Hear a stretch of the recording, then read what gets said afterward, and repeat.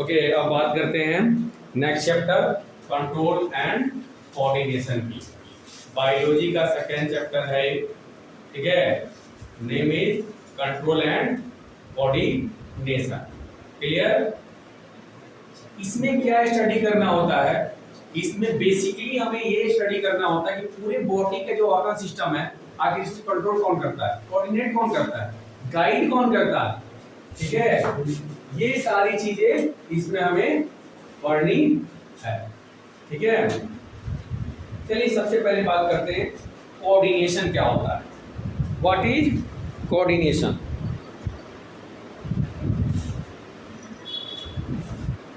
What is coordination?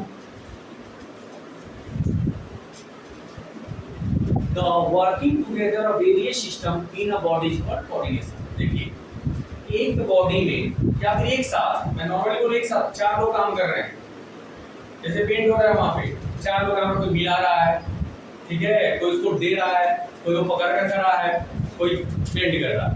तो क्या हुआ? कोऑर्डिनेशन इश्यू करते हैं, एक दूसरे की हेल्प करना। एक सिस्टम में कई सारी चीजें एक साथ काम कर रही हो और ये सभी एक दूसरे की हेल्प कर रही हो, ऐसा नहीं एक दूसरे को परेशान कर रहे हैं, ठीक है। इसको कहेंगे क्या? Coordination, control. चलिए, in any system in managing by a special organ that is called control. जब कोई भी सिस्टम किसी खास ऑर्गन के द्वारा क्या किया जाता हो, मैनेज किया जाता हो, तो उसे क्या बोलेंगे? कंट्रोल कहेंगे, ठीक है। नेक्स्ट बात करते हैं सेंसिटिविटी। सेंसिटिविटी क्या होता है? The ability of an organism to detect, change and makes appropriate response to sensitivity। किसी भी ऑर्गेनिज्म में ये खास एबिलिटी होती है कि किसी चीज को डिटेक्ट करना और उसके अगेंस्ट में रिस्पॉन्स करना, ठीक है। जैसे कि कोई चीज हमारी आंखों की तरफ आ रही होती है, आंख ऑटोमेटिक बंद हो जाता है, तो क्या हुआ? सेंस किया आंखों ने और फिर क्या किया? वो ऑटोमेटिक बंद हो गया। गर्मी लगती है कि नहीं? तो हम उससे सेंस कौन करता है? हमारा स्किन सेंस करता है, ठीक है। कुछ खाते हैं हम तो उसे उसके टेस्ट कौन सेंस करता है? जीभ वो करता है, ठीक है। तो ये कहलाएगा सेंसिटिविटी। नेक्स्ट बात करते हैं activity. The change in the environment to which the organism response and react is called activity.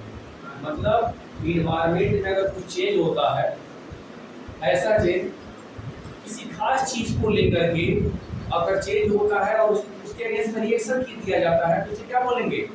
Stimulate कहेंगे। The response to stimuli is the characteristic property of living organism. किसी भी स्टिमुली को response करना हमारे organism का या human का क्या बोलेंगे? वो कैरेक्टरिस्टिक्स है। लिविंग ऑर्गेनिज्म का क्या है? वो कैरेक्टरिस्टिक्स रिस्पॉन्स करेगा। आग जलेगी, तेज धार लगेगा तो हम रिस्पॉन्स करके अलग हटेंगे, प्यास लगेगी तो पानी की ओर जाएंगे, समझे। पौधा रोक दो तो जिधर से होल हो, जिधर से सन की लाइट आ रही हो, उधर की ओर वो मूव करेगा, ठीक है। ये रिस्पॉन्स हुआ। तो किसी खास चीज को क्या कर रहा है? रिस्पॉन्स कर रहा है। Stimulate is not similar in plant and animal. ये प्लांट और एनिमल में एक जैसा नहीं होता।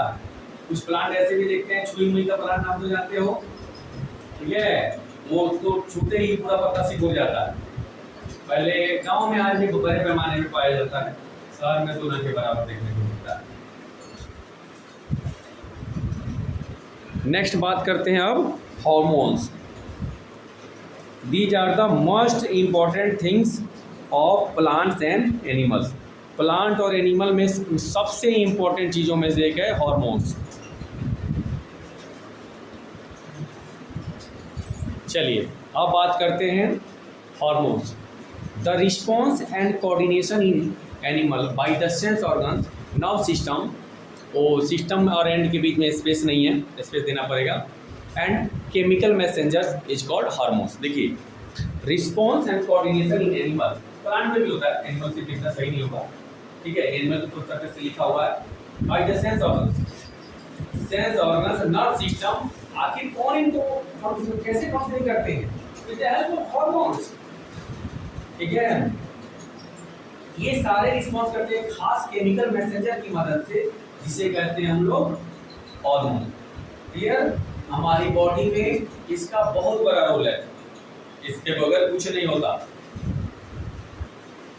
चलिए उसके बाद अगर स्टडी करेंगे control and coordination in plants.